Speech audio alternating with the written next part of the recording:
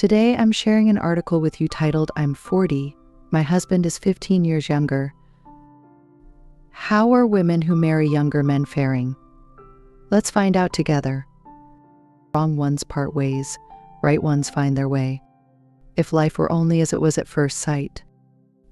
The first sight is always beautiful, especially in love, but can all loves end well? It's naturally very difficult. Those earth-shattering loves that ignore height, distance, age, and even gender seem to achieve a perfect ending only in movies and TV dramas. In reality, such love with significant differences often struggles to reach the end once it enters marriage. Why is that? Is it because love isn't intense enough, or is reality too cruel? Let's listen to the experience of a reader named Qing. Finding true love in middle age. Qing got divorced 10 years ago and has been raising a child alone. He had thought about finding someone again, but after countless blind dates, he always felt something was missing. As time dragged on, he grew older. With a house, car, savings, and a child, he became even more cautious about finding another partner. Others laughed at him, saying that at his age he should just find someone to share life with and not overthink it. But Qing didn't see it that way. He believed that even in middle age he had his pursuits. He believed there was true love in the world and that the right person would appear at the right time. If not, he would rather stay single. Holding on to this belief, Qing stayed single, but what you wish for often comes true. He soon met what he thought was true love. The encounter with Liang.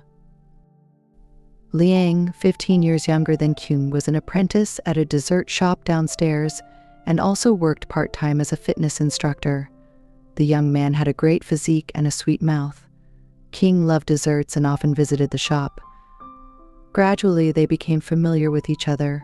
From casual chats, they progressed to adding each other on social media, becoming more and more congenial. Qing later learned that Liang's family had a factory and was quite wealthy, and he was working to gain some experience. This made Qing even more interested. He often sighed to himself about the sadness of their age difference, but didn't dare to take a step forward, fearing others would say he was a cougar.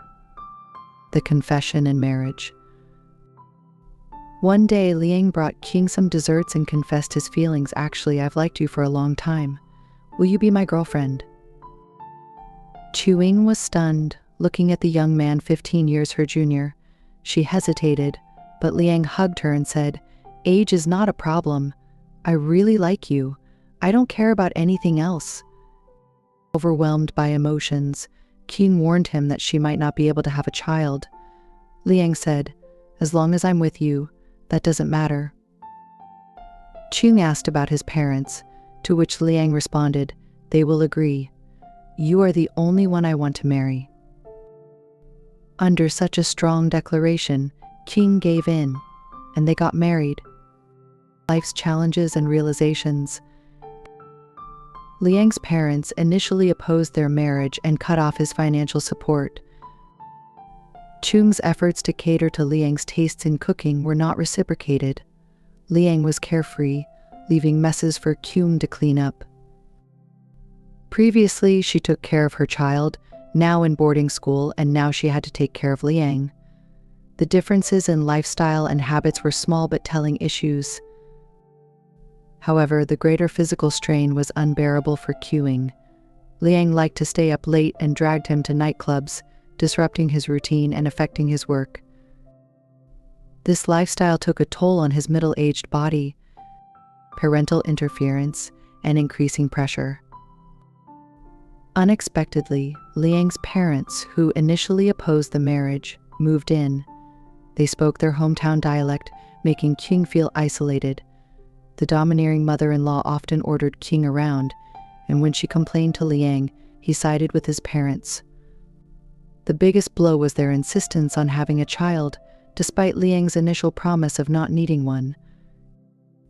Qing felt the pressure of potentially having another child at his age, which caused significant distress.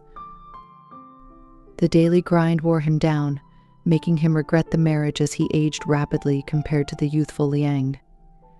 marriage realities and responsibilities. Qing's life became increasingly miserable, yet he couldn't bring himself to divorce again due to societal pressure and fear of gossip. He was stuck in a loveless marriage, with no outlet for his frustrations. Despite his age and previous divorce, he had to face the consequences of his decisions. Jin said, "Love can ignore life, but marriage cannot.